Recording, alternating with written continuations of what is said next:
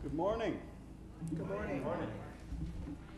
I want to thank you all for joining us here today. I promised we'd make a good faith effort to start on time, and I think we're managing that. So thank you all for joining. Let me take a moment in particular to thank the folks tuning in via the internet through our live webcast. We've got a great group of presenters here today, and we've also got a really promising audience as well.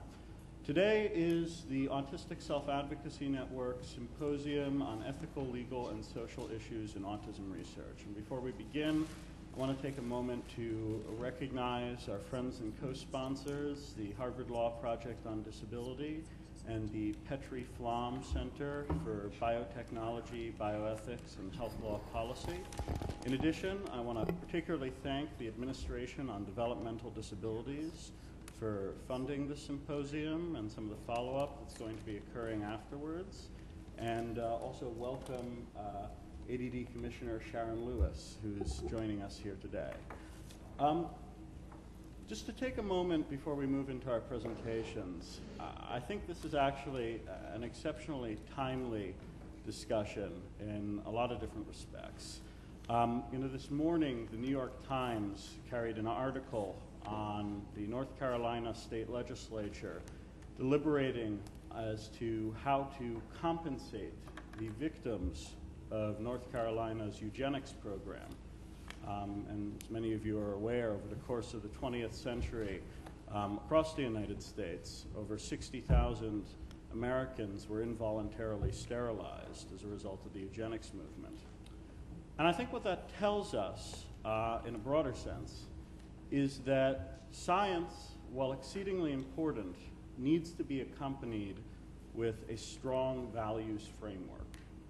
Science is an exceptionally useful methodology to tell us what is, how the world works, what the facts are, what is the basic structure of the world that we live in, and particular aspects of that world, and particular aspects of ourselves, our biologies, our neurology, and any number of other things. But science has one fundamental flaw, and I think we often don't consider this, not so much a flaw, but an area in which it cannot answer a crucial question, and that is how the world should be. To answer that, we need to have conversations about ethics, and about values, and about the topics we're going to be discussing here today.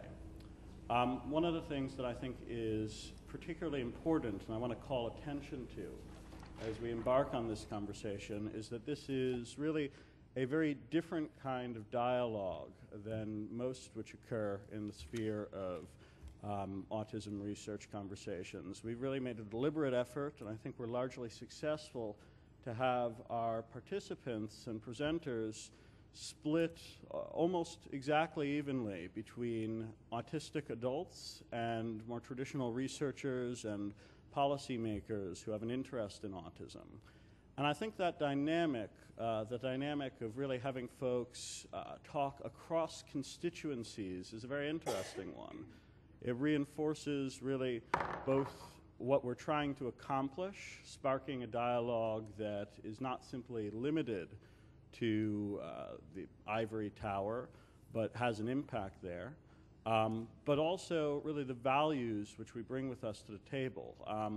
It reinforces this point, which I think is critical to all of our deliberations, that we're not simply trying to answer questions with regards to how our expertise interacts with the natural world and how we utilize our different types of expertise in collaboration with each other, but we're also trying to answer the question of what we're trying to accomplish. And that's something that frequently in autism research discussions we don't include and we don't incorporate. We have tremendous areas of emphasis on questions of efficacy, but the question always has to be asked, and too frequently is not, efficacy towards what end? What are we trying to accomplish with our interventions? What are we trying to accomplish with our research? What are we setting out to do? With that, I want to thank you all for joining us and take a moment to let folks around the table introduce themselves before we go to our first speaker. do we want to go, let's start counterclockwise. Paul, want to kick us off? Good morning, I'm Paul Shattuck. I'm a professor of social work and public health at Washington University in St. Louis. Very happy to be here. Thank you for inviting me. You might want to use the microphone in case. It's me? Yes, I'm Professor Ann Donnellan, the University of San Diego, and I have been in the field of autism essentially my entire life. I think this is year 41, and since I was a preschooler when I started, you can figure the rest of it out. So. My name is Sue Swenson. I'm a mother of an adult man who has disabilities, and I am the Deputy Assistant Secretary in the U.S. Department of Education in the Office of Special Education and Rehabilitative Services.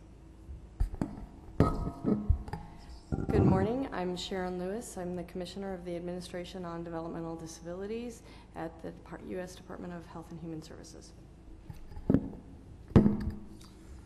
Hello, I'm Alan Guttmacher. I'm the Director of the Eunice Kennedy Shriver National Institute of Child Health and Human Development at the National Institutes of Health. Hi, I'm Marcella Musgrove, Oregon Health and Science University.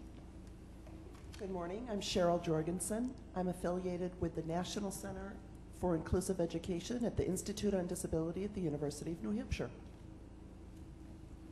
Good morning. I'm Joanne Carger. I'm currently a postdoctoral fellow in Universal Design for Learning at CAS, the Center for Applied Special Technology, and I was previously working as an attorney at the Center for Law and Education. Hi, I'm Yvonne Dommings. I am instructional designer and research associate at CAST, and I just completed some autism research. Hi, I'm Scott Michael Robertson. I'm an autistic adult, vice chair of development and a co-founder of the Autistic Self-Housing Network, which is hosting this symposium here at Harvard.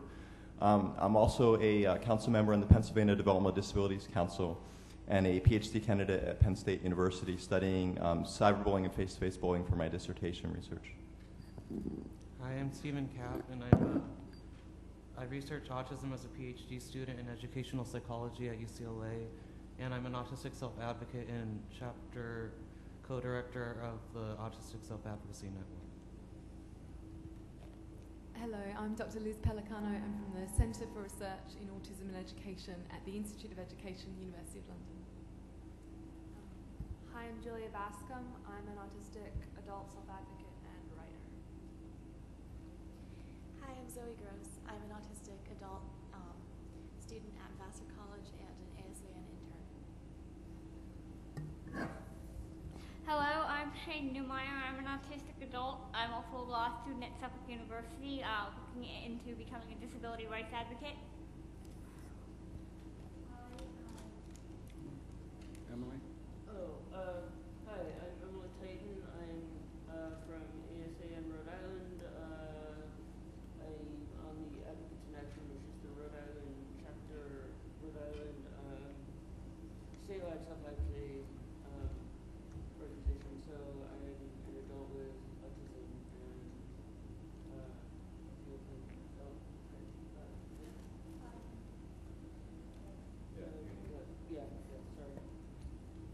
Hi, I'm Samantha Crane. I am an adult with multiple disabilities, including autism, and I am an attorney focusing on disability law and community integration. And I'm Ari Naaman. I run the Autistic Self-Advocacy Network, and I also serve on the National Council on Disability and the Interagency Autism Coordinating Committee. With that, and filled with a profound sense of hope and excitement, both at our excellent and very substantive series of presentations and the fact that we're already running 5 minutes early, I'd like to invite our first presenter, Dr. Liz Pellicano, to the podium. Let me just say, everybody has 10 minutes for their presentation, so we can preserve time for group discussion. We will sort of motion to you at 5 and 2 minutes.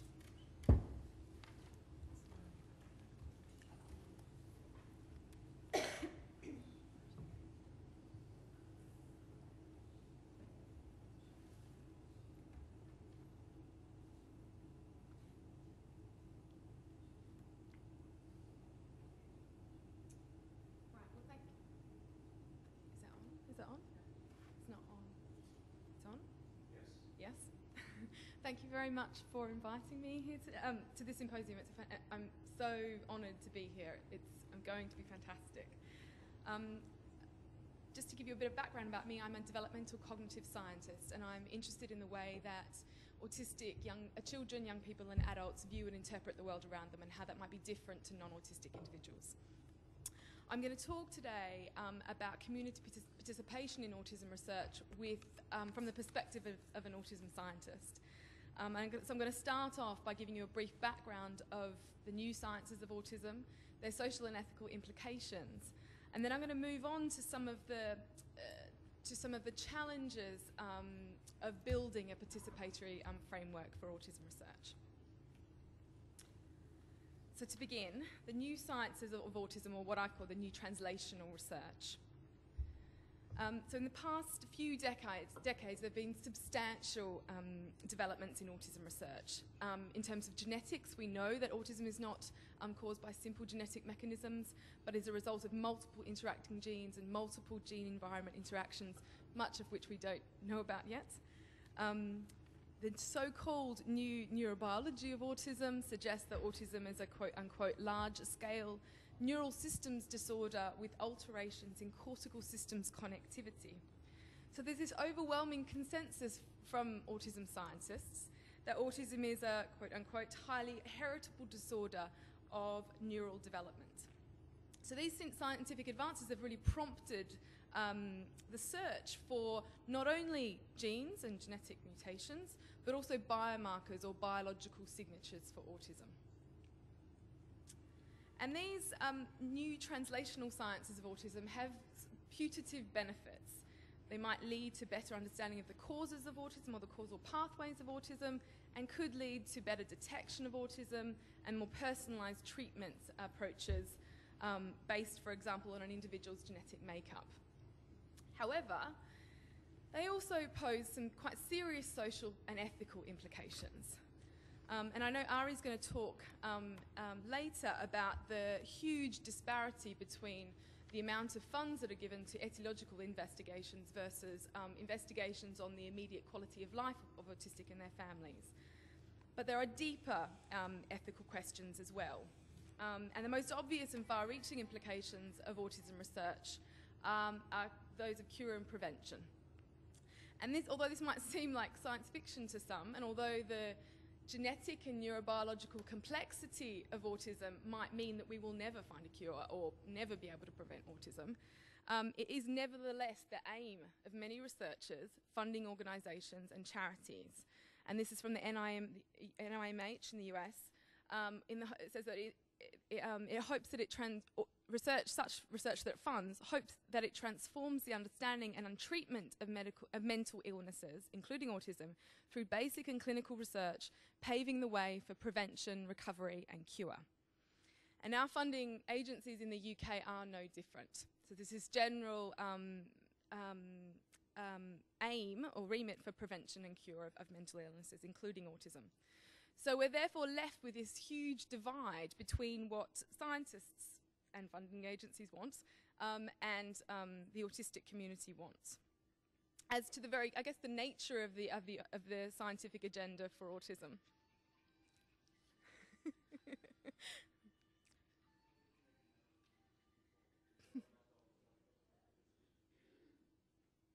It's a nice interlude. It's okay. So what do we do about this huge divide? So these ethical issues are unlikely to be resolved because they depend on fundamentally conflicting assumptions about the nature and desirability of neurocognitive difference. Nevertheless, they ought to be attended to in some way. And like many of you here, my colleague and husband Mark Steers and I have suggested that we need a new range of participatory mechanisms that should enable the scientific community, the autistic community and other concerned parties to respond collectively to such entrenched ethical disputes. So, what is the path forward? Well, we need a new dialogue. And we need this dialogue because science is not impartial, especially in the context of such highly charged issues. Scientific research has real implications for autistics and their families. And scientists can actually learn something from conversing and listening to non-scientists, especially autistics. We therefore have suggested that scientists must begin now to work collectively with autistics and, where appropriate, their parents and carers, to create an open and participatory research process from the very inception of an idea all the way to the dissemination of the research findings. And we've suggested that there are three principles of engagement. The first is that disagreements on what we've called the new sciences of autism is inevitable and must be recognised. Consensus here should not be the ultimate goal. The second is we must recognise that many concerned parties are currently excluded from decision making or dramatically underrepresented. And so we therefore must make sure that we make reasonable adjustments in order to respond to potential disadvantages or power differentials of key participants in the process, essentially making sure that everyone's voices gets heard. And the third principle is that not all participants are equally affected by the impact of the new sciences of autism. While scientists might be affected in some way, it's autistics and their families that are affected the most. And thus these parties should participate fully in the decision-making process that shape research and its application. However, there are immediate challenges from the scientific community to a participatory framework for autism research. And these challenges were laid out, most obvious to me at least, recently by an article on the social and ethical implications of the search for biomarkers for autism. And although written by London colleagues of mine, in fact, and although the paper is very good at laying down the social and ethical dangers of biomarker research, it treated engagement with autistics and their families as an afterthought, rather than advocating for involvement in the research process from the very beginning. And so we wrote a response to say just that. But I want to end now with just a few of the other challenges that I've been confronted with in the past 6 months when I've been talking to researchers about trying to build a participatory framework. So this is what I want to leave you with. Some potential challenges to engagement. The first is scientific elitism. And this came up recently when we were discussing participatory research in our lab with some of my graduate students. And one of my students, who's otherwise very pleasant, said, but why would we want people telling us what to research? And I think this question really reflects a scientist knows best attitude, which might be very hard to shift. But I think it also reflects a misperception of really what participatory research is. It's not someone just coming in and telling scientists what to do. It's a genuine collaboration between the scientific community and the autistic community. The second is a fear of engagement, a fear of engaging with autistic people and their families, a fear of the unknown. How might this engagement affect me, the scientist? The third is a genuine indifference to their social and ethical concerns raised. The fourth is that there is no prescribed way of doing participatory research. And in my article with Mark Steers, we were very clear not to kind of set out a prescribed way of doing it, because we believe that it will totally depend on the individual researchers, the communities that they're engaging with, and the particular research question. And in that sense, participatory research will inevitably be experimental. And I think that's a bit scary for scientists. The fifth is that there's a lack of structural mechanisms to support it. And by here I really mean funds, I think. Participatory research is time-consuming, it's effortful, and it costs money. And it's another potential challenge. The sixth challenge is that there's this need for researchers or scientists to resolve conflict. So as scientists, we're really trained to want agreement on something. And I think this is something really that scientists really find it difficult to grapple with. Because here we can't expect that agreement should be the ultimate goal. And I recently gave a talk at the London Autistic Rights Movement annual general meeting last week, which was fantastic. And one of the members said to me, he said that it's not that, or the autistic community readily know, or aware that consensus is not the goal here. And he just said that, but at the moment we've got the scientific community here and the autistic community here, and they're just not talking to each other. And if we could just get them so they slightly overlap and just start listening to our views and perspectives, then that would be a really good step in the right direction. And the final challenge relates to representation.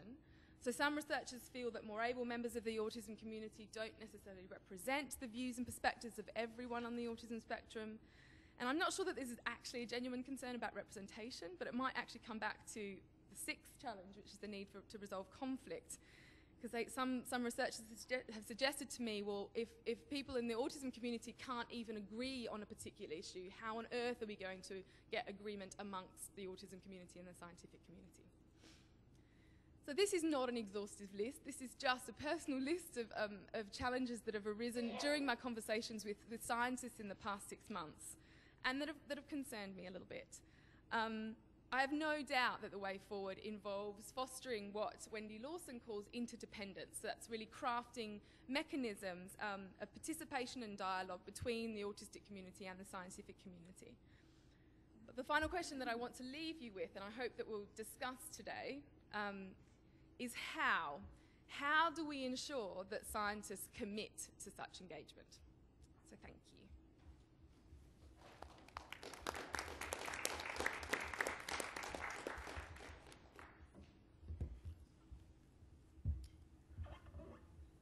Thank you very much, Dr. Pellicano.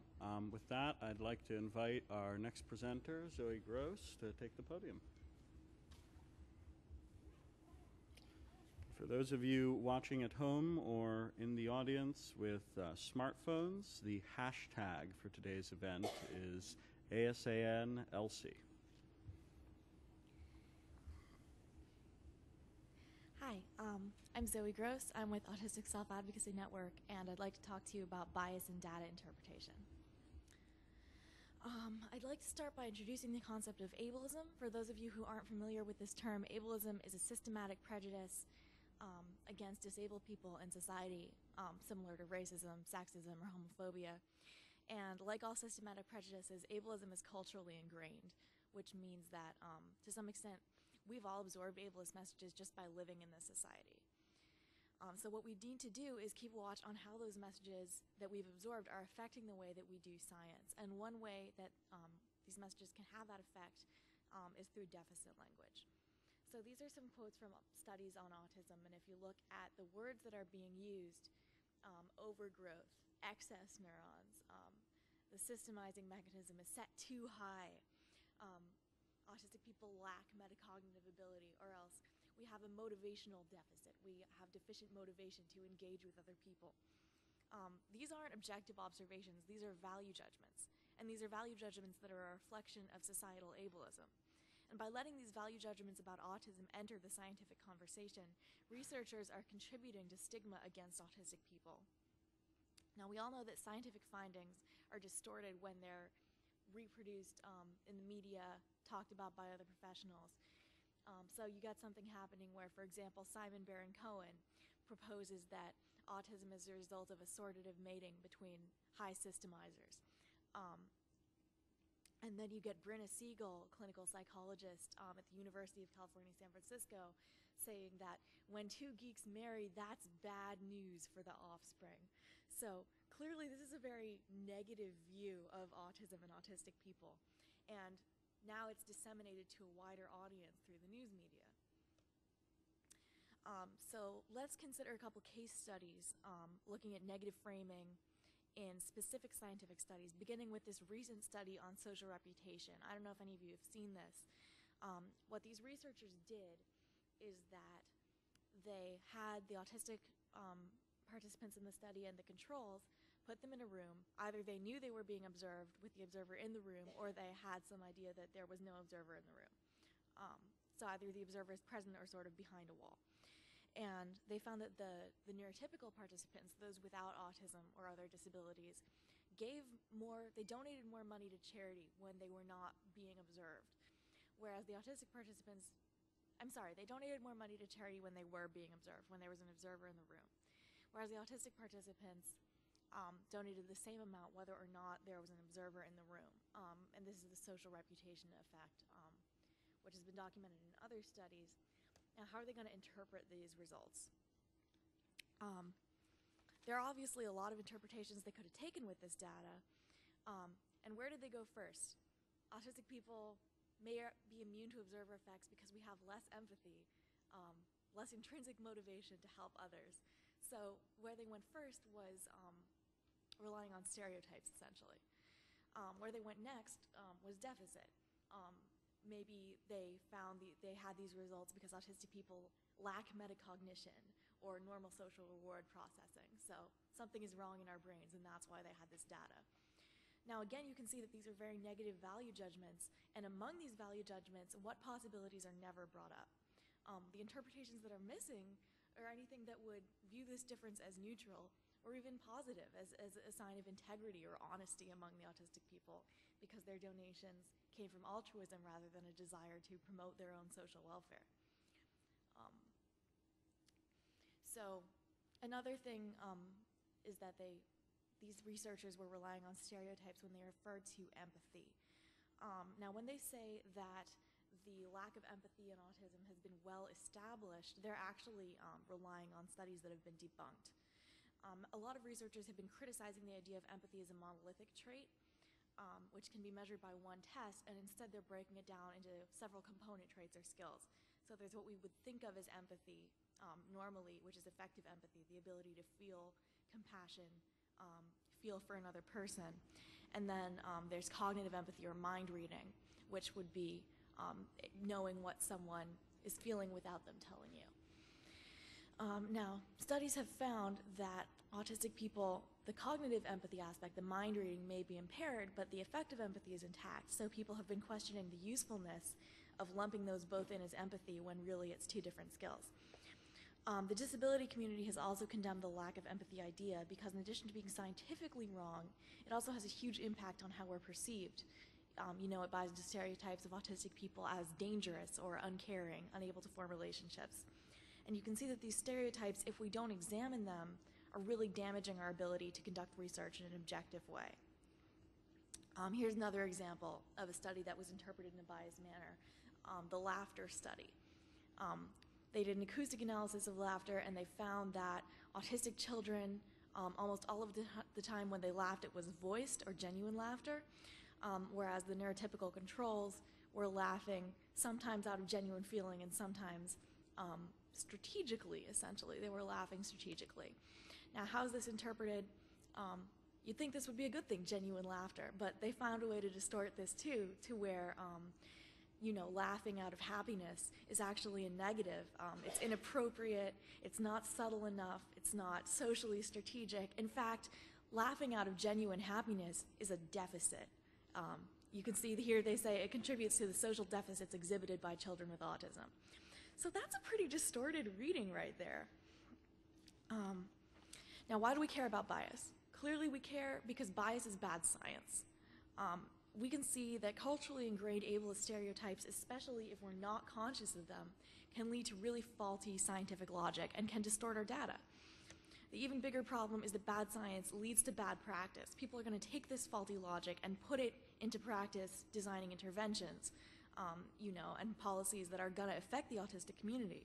So if we've decided that genuine laughter is a social deficit, maybe the next step is using discrete trial training to teach autistic people to laugh in a fake way. And is that a legitimate intervention goal? Is that how we want to be using our time and our effort as researchers? I don't think so. Bias is bad science. Bad science leads to bad practice. Bad practice harms real people. That's why we care. What are some solutions? The first thing I would propose is switching deficit language to neutral language. So instead of saying too many neurons or brain overgrowth, we can simply say more neurons than controls, more brain cells than non-autistic participants, reflecting the data rather than any value judgments that we might bring to the data. Next thing I would propose is community-based participatory research involving the autistic community, autistic researchers, autistic organizations in this research, because we don't tend to approach ourselves with a deficit model. And looking at how autistic people view ourselves can cut back on some of this bias that other researchers may bring to the table. And the last thing that we need here is an attitude shift away from this idea of autism as an illness or an inherent character flaw to a natural variation in human development. And if we can address this problem, it's going to make us better scientists, better researchers, and more responsible professionals. Because science is about observing what is, not projecting our prejudices onto the world around us. Conducting autism research with a neutral framework rather than a negative framework is going to produce better results, and it's going to lessen social stigma. Thank you.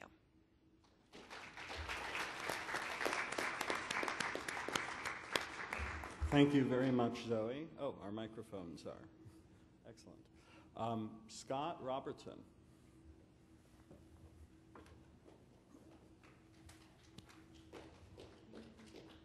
Let's see if I can get the slides up here.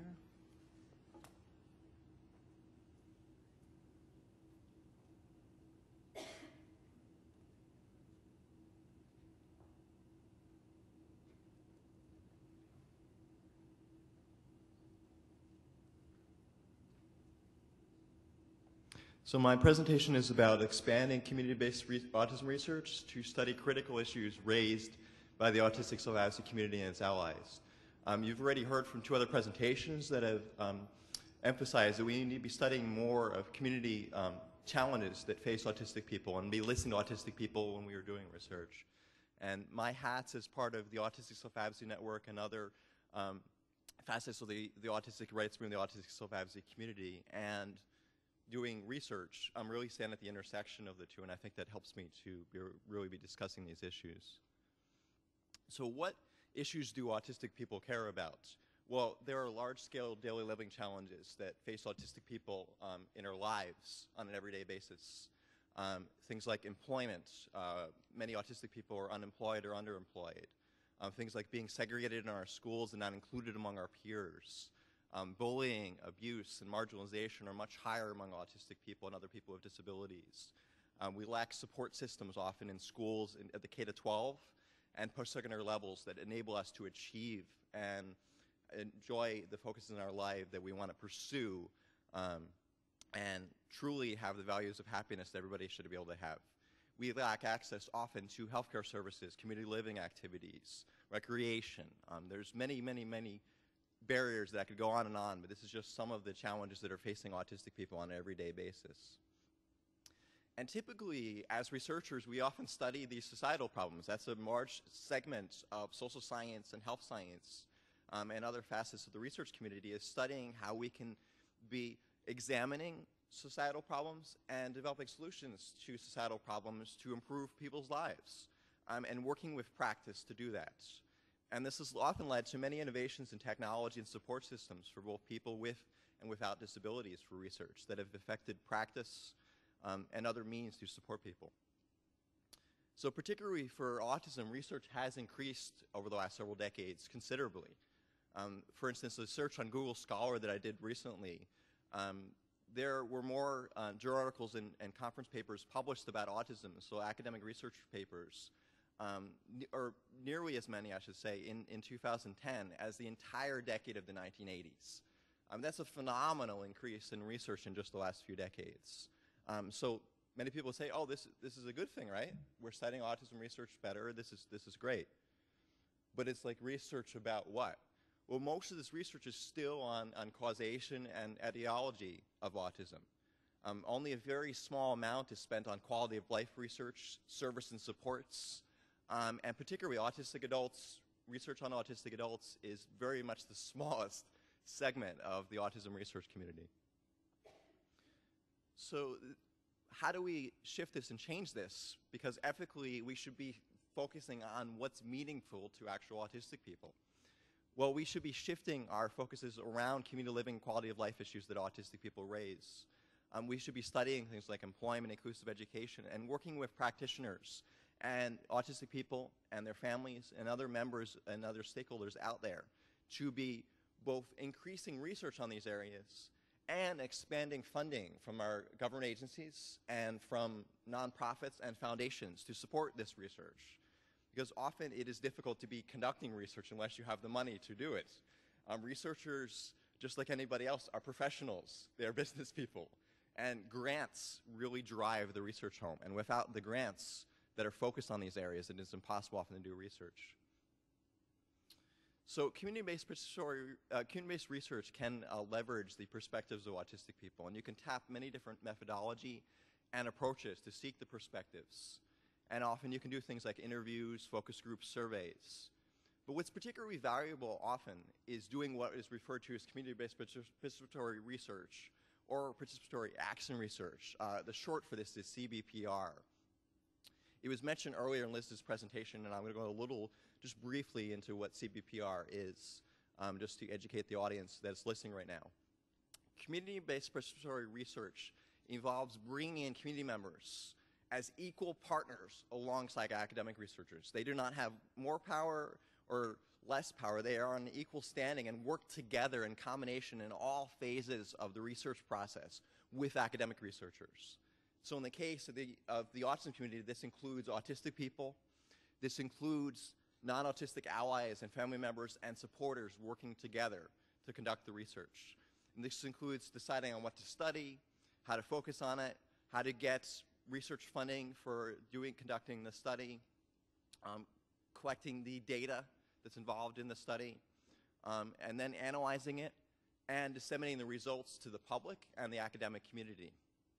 And so you can see from this diagram here that shows development, implementation, dissemination, all these processes should involve both academic researchers and autistic people and non-autistic supporters. And one CBPR research group that is out there, and we hope to see a larger growth of them over time, is ASPIRE, A-A-S-P-I-R-E, which is the Academic Autistic Spectrum Partnership in Research and Education, which is a partner of the Autistic Self-Advocacy Network, and we're running this symposium today. Has been working on studying several studies on health, well-being, and community participation of autistic adults. And particularly recently, ASPIRE and ASAN received a grant from the National Institute of Mental Health to develop a toolkit to support interactions between autistic people and healthcare services. Because we thought that this is a challenge out there, that autistic people have difficulties, often we experience difficulties with being able to go to healthcare providers and interact with professionals who often don't necessarily understand our challenges and difficulties we experience and understand things from our perspectives. So this toolkit will help autistic people to be able to interact with providers out there and make their experience better so that healthcare is more accessible. And we envision that more studies can be conducted out there just like this that involve autistic people, non-autistic supporters, and academic researchers on a level playing field to be conducting research. So I think that was my last slide. Thank you.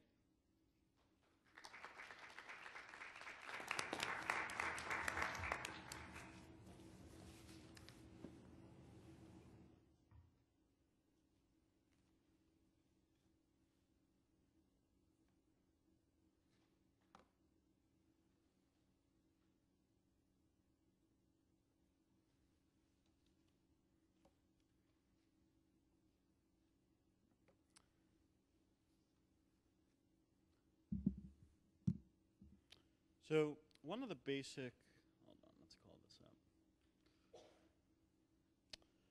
So one of the basic foundational questions that has to orient almost all of our discussion when we talk about the processes which construct research, which to some degree is one of the main topics under discussion here, just as much as research processes itself, is why do we fund research? Quite obviously, the purposes we're trying to achieve are going to structure the type of research we fund, how we do it, and who we involve as part of it. And by and large, I think we can say that research is a society's investment in how it envisions its future.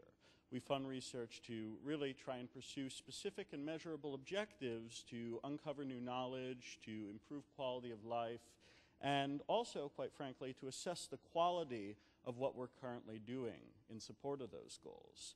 So if we're going to assess the autism research agenda, and I will say I start from the value framework here that autism should be viewed as part of the larger scope of developmental disabilities and part of the larger scope of disability experience more generally. But if we're going to evaluate the autism research agenda, one of the things we have to evaluate is what are the objectives of this country's disability policy. And then we can ask ourselves the question, really, is the autism research agenda oriented in such a way towards helping to accomplish those objectives? By way of example here, we have a few foundational documents of American disability policy that help us in accomplishing this. One of them is the Developmental Disabilities Assistance and Bill of Rights Act. Passed in 1970, its basic purpose was to create a cross-disability infrastructure to support the needs of individuals with significant disabilities manifesting prior to age 22. So autism is part of this, intellectual disability is part of this, cerebral palsy, Down syndrome, any number of other conditions. And it created a series of really a developmental disabilities network of 3 major entities in every state. Protection and advocacy agencies, which are public interest law firms focused on the protection of legal rights, planning councils, and perhaps most relevantly, university-based centers focused on developmental disability research. But as part of that creation and putting forward that grander strategic plan, the Developmental Disabilities Act started with a very clear and consistent vision. The very first words of the DD Act is that disability is a natural part of the human experience that does not diminish the rights of individuals to live independently, to exert control and choice, to fully participate, and to achieve full integration and inclusion in the economic, political, social, cultural, and educational mainstream of U.S. society. These are very specific and measurable purposes, and the creation of a 3-tiered network of DD network partners in every state is aimed at accomplishing those purposes. Similarly, if we look at one of the next foundational documents in disability policy, flashing forward 20 years, the Americans with Disabilities Act, passed in 1990, its purpose was to establish a comprehensive civil rights law aimed at non-discrimination, reasonable accommodation protections, and so on, that would be broad-based, looking not just at employment, which is what we primarily talk about when we discuss the ADA, but also state and local government services, public accommodations in the private sector, telecommunications, and so on. And really the purpose of the ADA was not just to establish some civil rights protections, but also to serve as the basis for how we could revamp the broader scope of disability policy to date. And over the subsequent years, you saw many efforts ranging from the Ticket to Work program oriented around revamping Social Security to the Supreme Court's Olmstead decision oriented around revamping the Medicaid program and how it approached people with disabilities, aimed at accomplishing the 4 goals of the ADA with respect to disability policy: equality of opportunity, full participation, independent living, and economic self-sufficiency. You similarly see a consistent strategic vision for the Individuals with Disabilities Education Act, which is again designed to ensure that students with disabilities have access to a free and appropriate public education in the least restrictive environment. So having really identified a few of the most important disability policy objectives that the United States has, the question we should start with asking before we get to the autism research agenda is, to what degree does the general disability research agenda align with these policy objectives? And by and large it does. We have here the list of the 11 long-term research objectives of the Institute of Education Sciences, which is where most special education-related research is being funded out of in the U.S. Department of Education. I'm not going to read all of them, but you can see they really span the broad scope of where IDEA requires research, ranging from early intervention for IDEA's Part C programs to educational pedagogy and other aspects of IDEA's service provision for individuals with disabilities and the K through 12 system, to transition, to even aspects of policy and finance supporting these issues. Similarly, the National Institute for Disability and Rehabilitation Research, and I note we have the former acting director of said institute here with us today, it has similarly focused priorities, which, since NIDR is really grounded in the Rehabilitation Act, the predecessor for the ADA, are aimed at supporting those 4 goals of disability policy under the ADA. equality of opportunity, full participation, economic self-sufficiency, and independent living. Now we ask the question, does the autism research agenda align with these policy objectives as the general disability research agenda has succeeded in doing? And here we see, quite frankly, a very different picture. I have here a graph from the Interagency Autism Coordinating Committee, a body that I serve on along with several other participants here within the Department of Health and Human Services. And this tracks all autism research funding in 2009, approximately, from at least all of the 6 largest funders. And this is both public and private. And what we find is it's about a $314 million pot. The single largest area of that pot is causation and prevention at 32%, or approximately $100 million. And about half of that, although it's not reflected in the graph, is focused on genetic research. And later this morning, we're going to have some fascinating discussions with Dr. Alan Gutmacher about some of the potential implications of that. But even as causation takes up the lion's share of attention, those areas of the research agenda, the autism research agenda, which most clearly relate to federal disability policy objectives, have the smallest portions of this pie. If we look at where can I turn for services, the component of the autism research agenda that has the most direct impact for IDEA's guarantee of a free and appropriate public education in the least restrictive environment, or the DDAC's programs aimed at supporting quality service provision for both adults and children with intellectual and developmental disabilities. We see only 3% of that vast research funding pool. If we look at the area of the autism research agenda with the most relevance for the ADA's goals around independent living and economic self-sufficiency, what does the future hold, particularly for adults? We see quite literally less than 1% of the autism research agenda oriented around these particular priority areas. So we really are looking at an autism research agenda that's very much out of line with federal disability policy objectives. I want to close by just putting forward a few possible reasons for this that might help inform how we look at a solution. One of the potential reasons may relate to history. Now, autism's definition has shifted from being a psychiatric condition to a developmental disability over the years, and at least at one period in the autism community's history, the Bruno Bettelheim years, where Dr. Bruno Bettelheim put forward this horrible, almost blood libel, claiming that autism was caused by poor parenting, the question of causation was exceptionally important, even to non-research or advocacy groups, even if that question was mainly oriented around debunking and inaccurate questions and an accurate theory of causation. And as a result of that, you saw a tremendous amount of investment on the part of the non-research community in pursuing particular alternative theories of causation to replace what was a fundamentally flawed one. You also saw, and partially this is a result of that, really a lack of a consistent structure in line with federal disability policy objectives with regards to the autism community. The Combating Autism Act, which authorizes most federal autism research, didn't actually create new authorizations when it was passed. It only pumped more money into agencies which already had the authority to do what they were currently doing. And, you know, with a lack of any strategic vision or clear and consistent purpose for those new funds, some degree of rent-seeking seems to have occurred, namely those entities and individuals who are already dominant in the research, on the autism research agenda, had the ability to leverage their expertise. If you have experience with doing autism research, you have expertise in autism research, and as a result, you have disproportionate say in where future autism research funds should be spent in order to reinforce existing biases.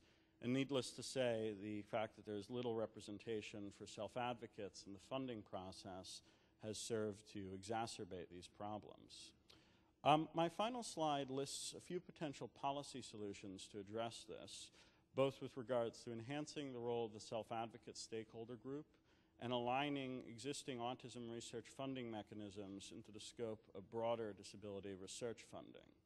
I think this is going to be one of the most interesting topics for our group discussion. And with that, I want to close and thank you all for your time.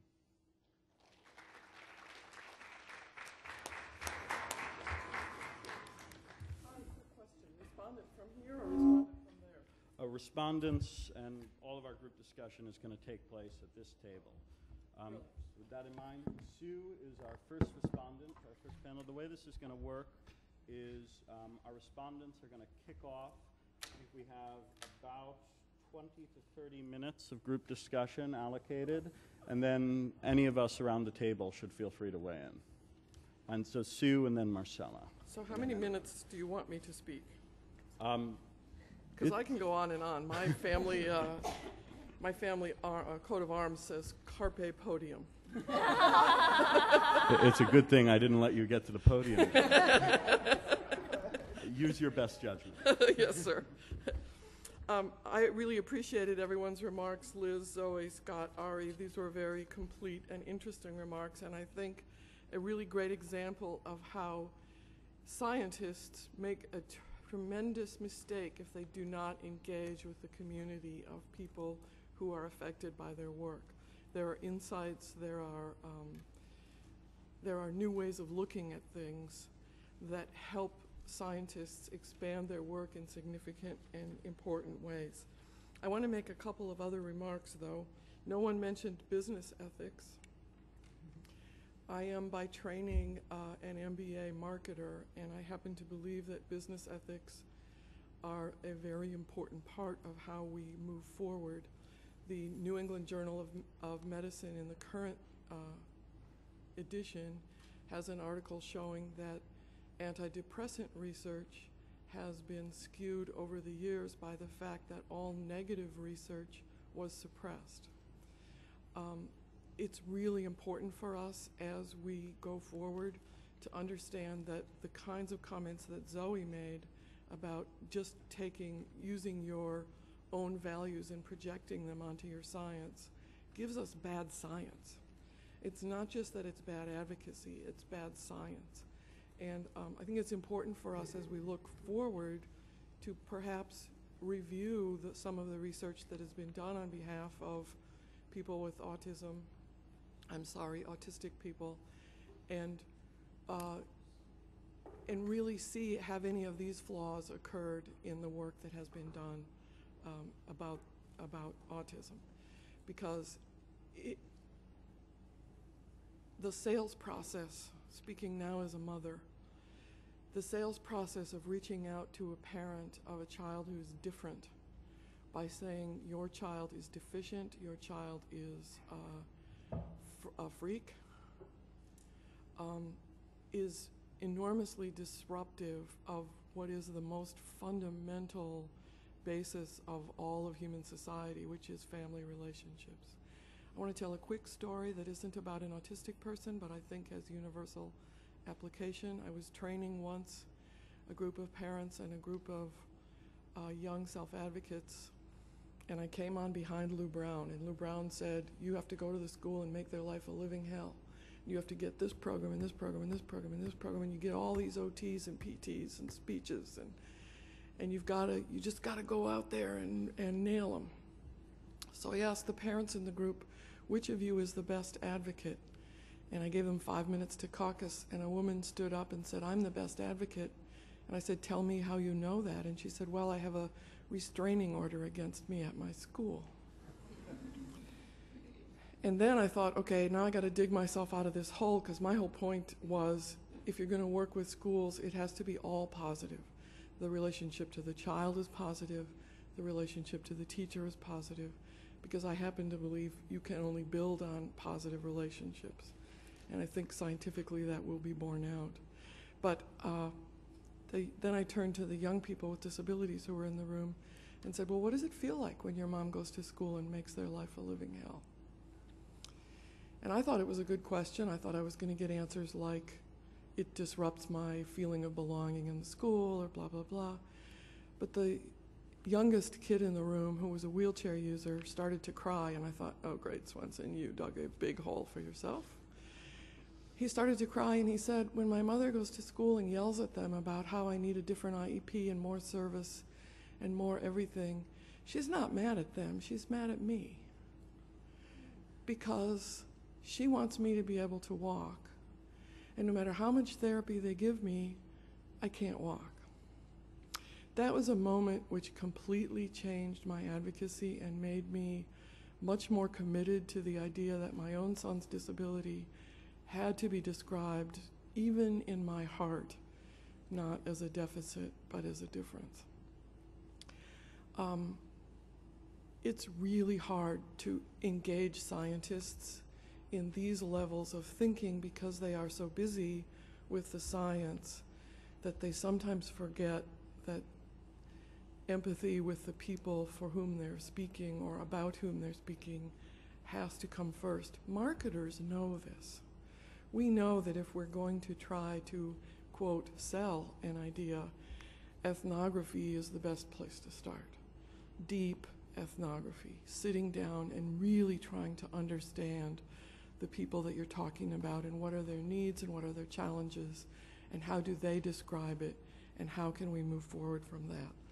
So in business ethics, we also concern ourselves with vulnerable consumers and creating special rules for people who may be in a place where their decision making is not quite up to par.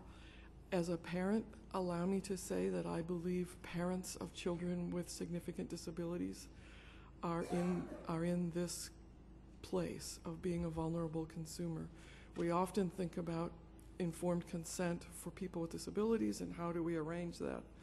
But I think we need to be looking at parents of kids who have significant disabilities. For myself, 28 years of sleep deprivation. It is a miracle that I did not go postal at some point. And I think if someone had said to me at some early stages before I had access to advocacy and before I had an understanding of what the nation's goals really are for people with disabilities, if a scientist had reached me at that early phase and said, can we enroll your son in a study of some horrible thing, I think I might have signed on and had the kind of disruption in my family that the young man in the wheelchair was describing in the session. So I think there are enormous social and cultural and familial and emotional risks to autism research that are not in any way covered generally by the process of how we and the federal agencies decide what we're going to fund as a research project. I argue, therefore, for the inclusion of different disciplines in research teams. And also, guys, you cannot sell a face cream to me in a department store with the paucity of evidence that you can sell a $40,000 a year behavioral intervention to a parent of a child or to a school district. I'm sorry, but the FDA doesn't have rules for behavioral interventions or how we oversee them or how we look at what the unintended or negative consequences might be of what we're prescribing for someone. So that being said, I think we also need to look at what marketers call decision bias. We know that many people are saying certain trademarked interventions really work, and my kid had it and it really worked for him. But marketers can tell you that anyone who has invested time or energy or money in a decision has a bias to say that it was the right decision. And parents are in no way exempt from this this flaw, this difficulty, this problem. It's a human problem, so one which I think we need to be thinking about. I want to point you at Thoreau's article on civil disobedience. I think all autistic advocates should read it and study it and understand it, because it will help us understand as citizens of a society that policy and law are not the highest standard of our ethical behavior. They are in fact the floor and not the ceiling. So as we begin to think about policy implications for science and research into autism, we really should be thinking also about how we strengthen our social relationships with each other and our ability to describe an ethics that is beyond public policy. Thank you. Thank you very much, Sue. So, our respondents can feel free to be as extensive or as informal as they'd like. Okay, in that case, let's go to group discussion, and Marcella, feel free to weigh in at any time. Who wants to say something about this morning's the panel we just had and Sue's, I think, exceedingly stirring responses? Dr. Donnellan. That was wonderful, Sue. Thank you. I had a thought as I was listening this morning that, and I'm afraid I may not say this as clearly as I might be able to one day, but it's amazing that we are talking about a phenomenon which is autism, which is by definition an interactional phenomenon. That is, it only appears in interaction. It isn't a rash, and it isn't, a crippling disorder of some sort. And yet we are so ready to take an outsider's view and assume that our view of what's going on is in fact the same as that person's view, without acknowledging that our view is colored by that interaction and not informed by the experience of the person with the label. And I hope that as we talk today, we realize that it isn't just good policy to have people who are autistic and their advocates part of this process for all of the reasons that we're saying, all of which I certainly would agree with, but because it literally doesn't make sense in this particular situation not to have those perspectives there, because there's no way that somebody who is doing research funded by NIH, for example, and has never met a person with autism except for the 12 seconds that they came through their scan in some way, really can understand what it is they're talking about. I'm happy to be corrected on this. I really am. It just really struck me that this is nutty, what we're trying to do. And no wonder we have gotten such a short distance with so much money and so much time. Samantha? Can I take your microphone? Great. Our microphone. I was really interested in what Sue was talking about in terms of suppression of research that found in antidepressant cases that found that antidepressants had no effect. And one of the things that I think that might connect to is what Zoe was saying about assuming deficits. And I was wondering how many studies have been basically thrown in the trash and not published after they found actually no difference between autistic people and non-autistic people, or in fact found a difference, but it was not the difference they expected. Or an advantage. And so I think it's really important when we talk about research ethics to make sure that all research is publicized so that it's available for meta-analysis and criticism, so that even if a study does not find a difference, and not just no significant difference, but no difference, people will be able to find that research and learn from it. Other commenters? So several of the speakers this morning talked about community-based participatory research methods as a goal and a solution. So as a researcher, I'm in the midst of crafting my next big project, and it's looking at barriers to accessing services after young people with autism leave high school. Because as you all know, there's kind of a cliff that we push people off of when they leave the special ed environment, and it's very difficult to find help and support in the community. So as I begin to craft this research project, I'm committed to a community-based participatory research approach. But I have a couple of questions, and I wonder if you can all help me figure this out. So one, obviously the autism community is an extremely diverse community that's characterized by a number of divisions and conflicts.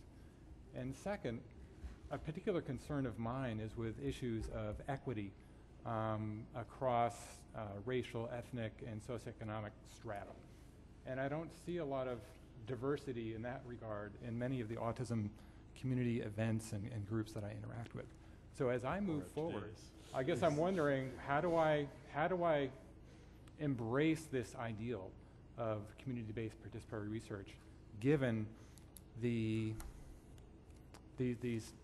facts, the situation? What would you recommend I do? Let me weigh in briefly on this, because I think actually, sure. I think, you know, one thing I would throw out there is I think you're actually at exactly the right stage to have that discussion. The ideal behind CBPR, and I think Scott's going to speak more to this, it's in his slides, is that you involve the target community, not just when you need some test subjects to poke and prod, but you know, at every stage, from the crafting of the grant proposal to the study design to the data collection to the interpretation of results. And I do think as part of that, you do go into this question of how do you ensure equity and how do you ensure diversity given the sort of very extensive and diverse nature of our community. On the diversity question, you know, so on our project with Aspire around healthcare access, we're not the only community partner, and I think that's very valuable. You look to both partners who can represent one perspective.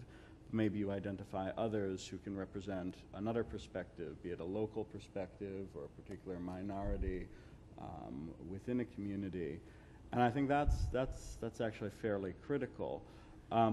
On the sort of the broader question of how do you ensure that you're dealing with the right population within a community, you know, that's obviously more difficult. I do think there's something to be said, though, for crafting the community partner you work with sort of in line with the type of research that's being done. Obviously, if you're conducting research in higher education, you're going to want to work with folks who are in or have recently been in higher education. If you're conducting research on you know, folks who are transitioning out of institutions, you're going to be wanting to work with, I think, a very different population. So I think it's important, you know, that we on the self-advocate side acknowledge the self-advocate community is by no means monolithic. And it's very important that we have partners at the table who can represent those diverse experiences.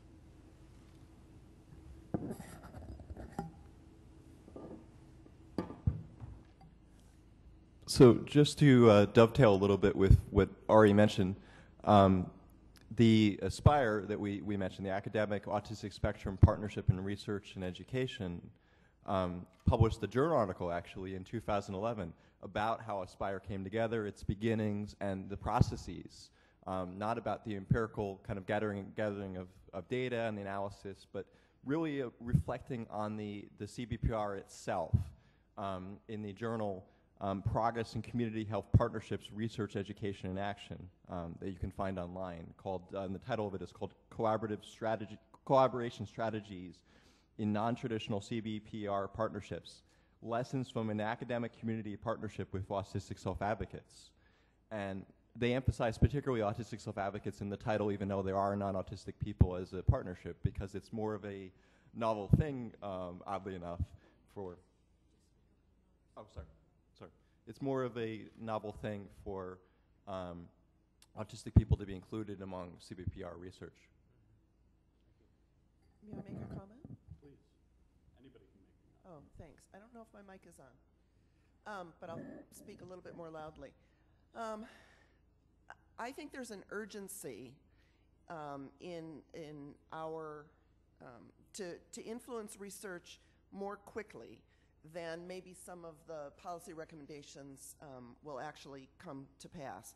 Sometime within the last 10 years, and I'm sorry I can't remember what the citation is, I read the results of a study that investigated the force and velocity of head hitting or self-injury on people with autism who were living in institutions.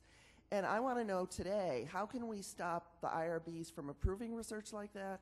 How can we stop the research scientists from thinking that that's even a reasonable thing to research?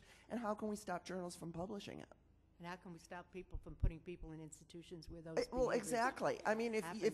you have money and your career is research, how could you possibly make the ethical decision that you'd spend your time on investigating this instead of getting people out of the institution? So let me turn that question around to I think, and please excuse me for putting you on the spot, but to our several federal partners who are at the table who do fund research. And I guess the question I would ask you, obviously without making any commitments, but there are different ways, and you folks know the levers to influence the kind of research that's done and influence the types of procedures that need to be put in place around ethics.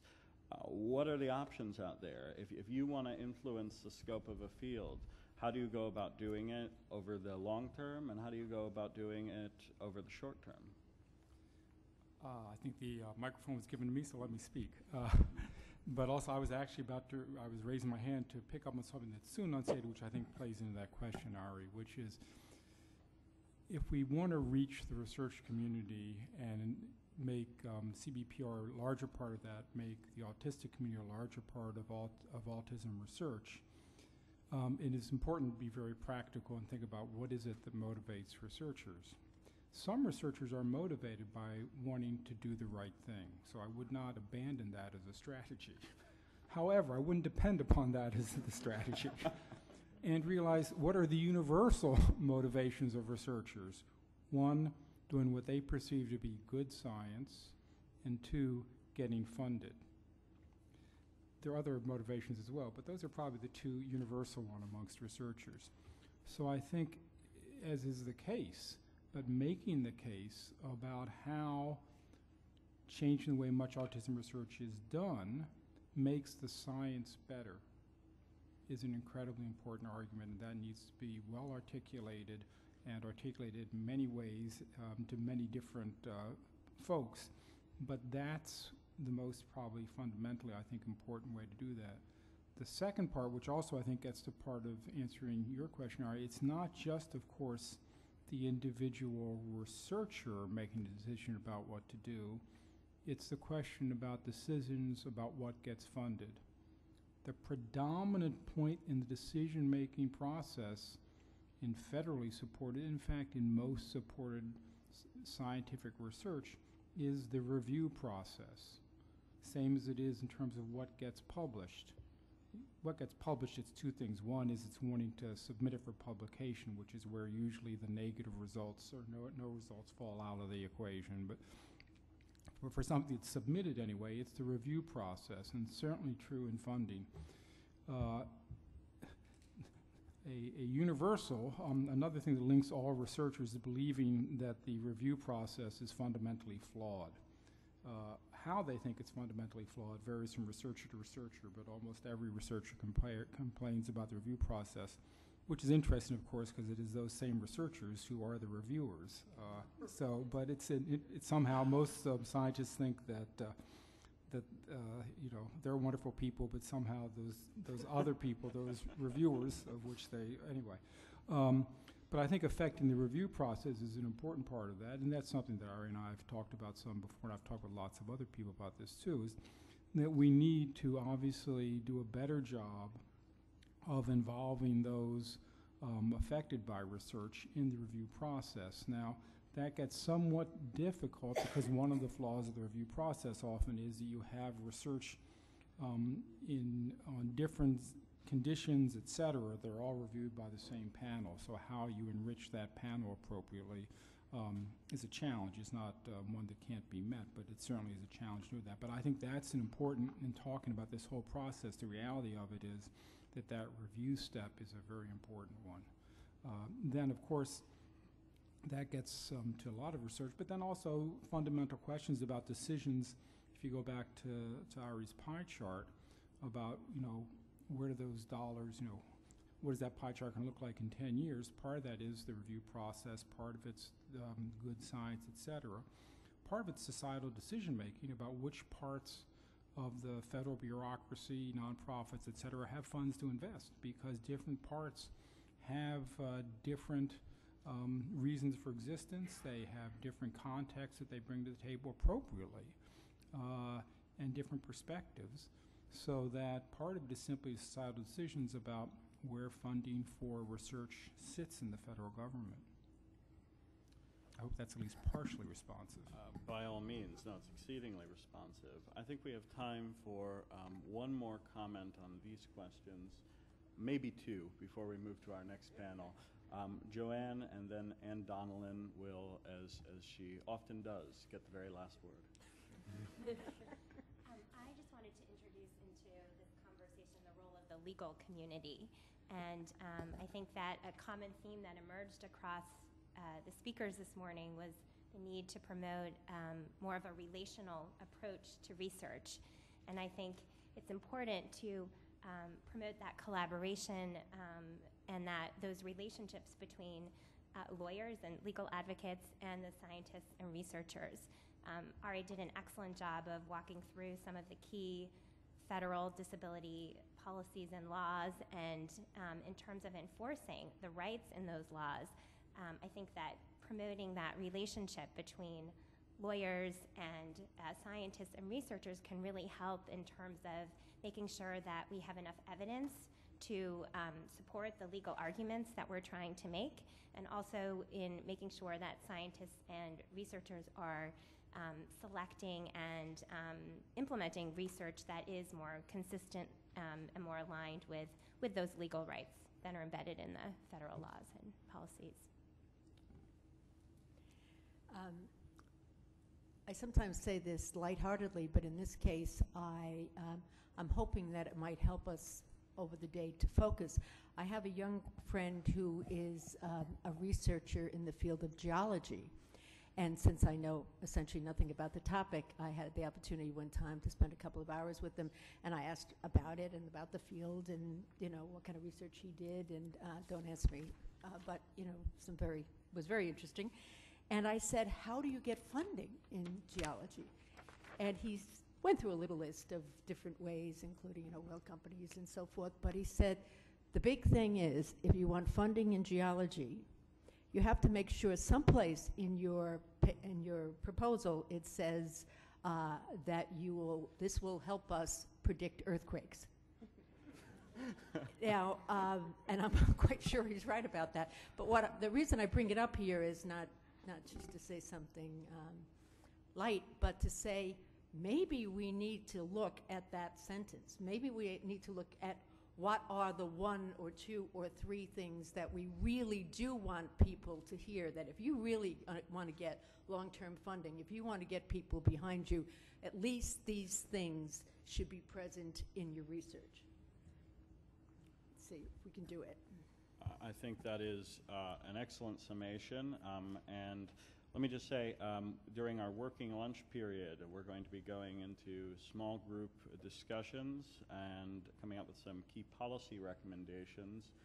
I would love for the research processes working group to take the time to come up with some of those high-level recommendations as to what those two or three things are.